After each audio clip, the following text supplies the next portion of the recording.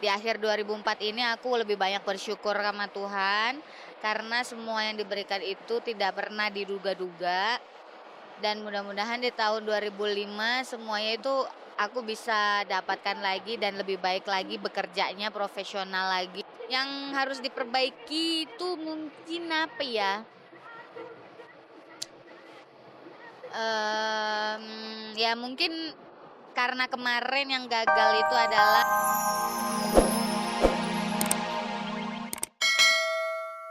Generations and to say we want to make it a better place for our children, children's children, so that they know it's a better world for them.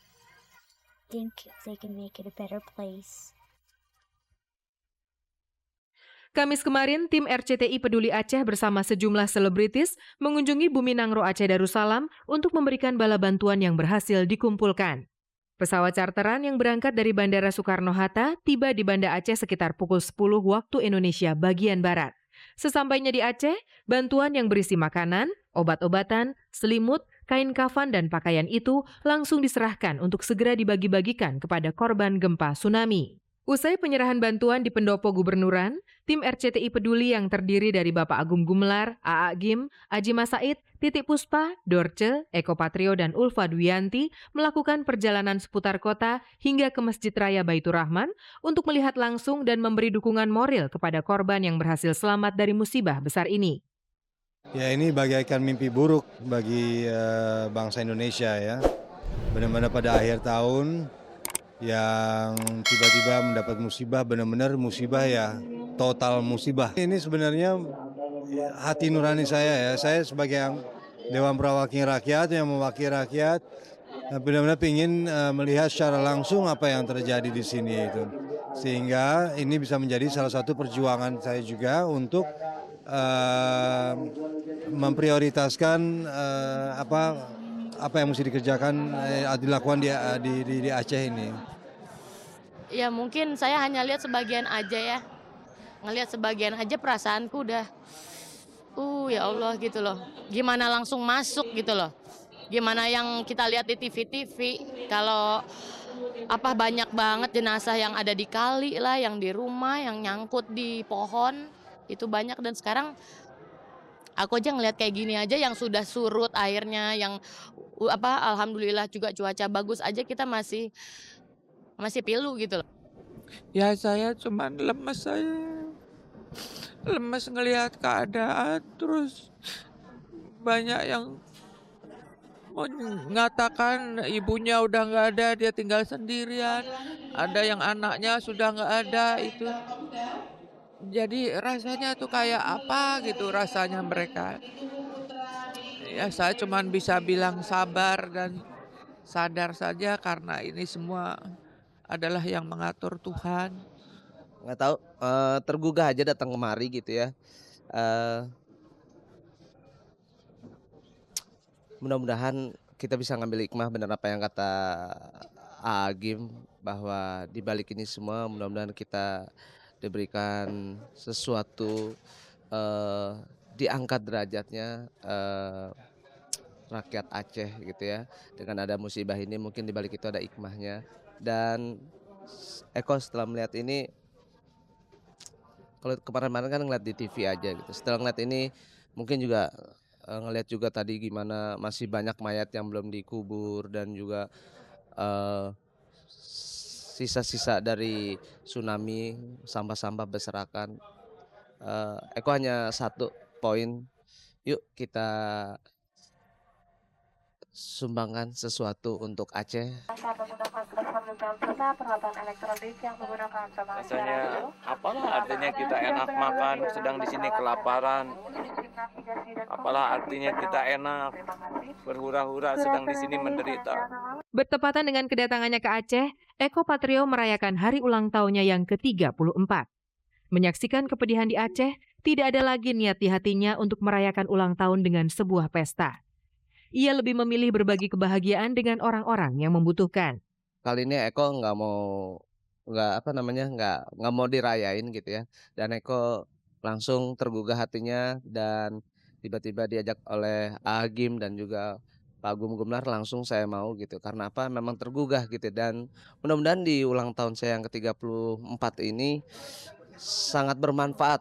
Bukan hanya untuk saya sendiri, mungkin juga bisa bermanfaat buat orang lain. Minimal saya bisa memberikan spirit bahwa yuk kita yang masih hidup nih, yang masih sisa di sini sama-sama diberikan semangat untuk hidup kembali, untuk maju kembali.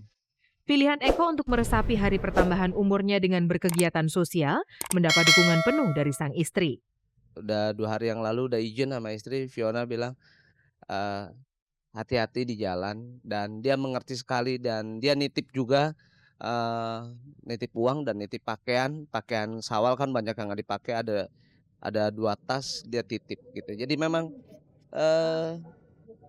ya Fiona prihatin, saya prihatin. Lebih dari sekedar memberikan kekuatan moral serta ucapan menyejukkan, A. Agim bersama istri yang mendatangi langsung para korban juga mengutarakan niatnya untuk mengangkat 200 orang anak asuh yang akan diajak tinggal di pondok pesantren miliknya. Hanya berharap secepatnya ujian ini berlalu dan kita semua harus berbuat sesuatu.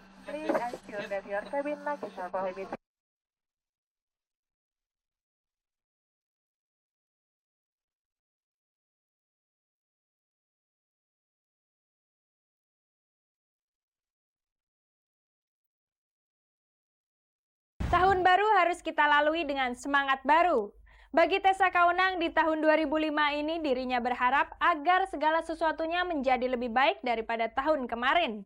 Pemirsa, seperti apakah harapan Tessa di tahun baru ini?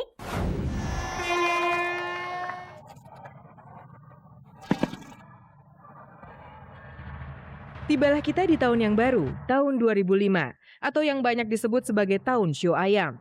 Belum begitu lama kita merasakan detik-detik pergantian tahun. Ada yang merayakannya secara meriah, namun ada pula yang sederhana dengan nuansa prihatin terhadap bencana gempa dan tsunami di Nangro Aceh Darussalam dan Sumatera Utara dan beberapa negara tetangga. Walau akhir tahun 2004 diwarnai dengan kesedihan bangsa ini, bukan berarti kita harus larut dalam kesedihan itu selama menjalani hari-hari di tahun 2005. Kita pun tidak boleh lupa untuk bercermin dan mengevaluasi kembali segala sesuatunya. Hal serupa dilakukan presenter dan bintang sinetron Tessa Kaunang yang merasa perlu melakukan evaluasi dalam kehidupannya. Kalau karir sih selama 2004 kebanyakan lancar, terus memang banyak juga yang rezeki yang udah diberikan Tuhan sama aku. Jadi mungkin di akhir 2004 ini aku lebih banyak bersyukur sama Tuhan karena semua yang diberikan itu tidak pernah diduga-duga.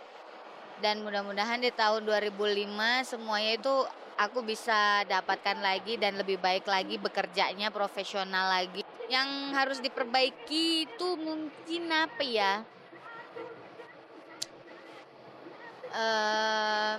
Ya mungkin karena kemarin yang gagal itu adalah hubungan asmara.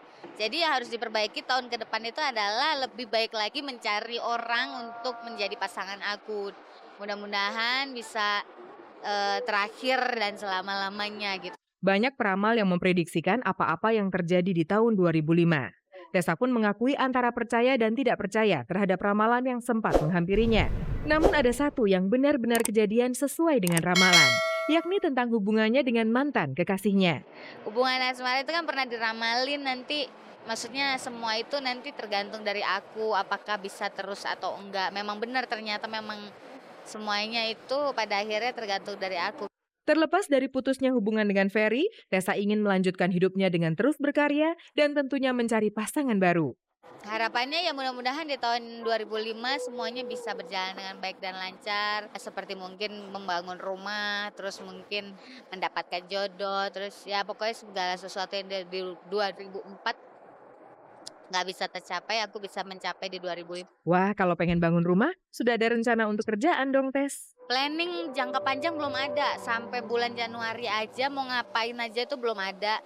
Jadi maksudnya aku tuh emang kalau misalnya bekerja karena memang aku memanajeri diriku sendiri, jadi tidak pernah yang tahun depan nanti akan ngapain aja di bulan ini nggak pernah.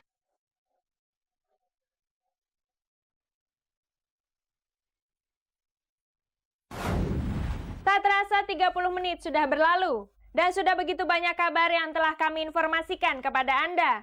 Kini saatnya saya Niken Okto beserta kerabat kerja yang bertugas undur diri dari hadapan Anda. Selamat tahun baru dan sampai jumpa lagi di stasiun kebanggaan kita bersama, RCTI Semakin Oke.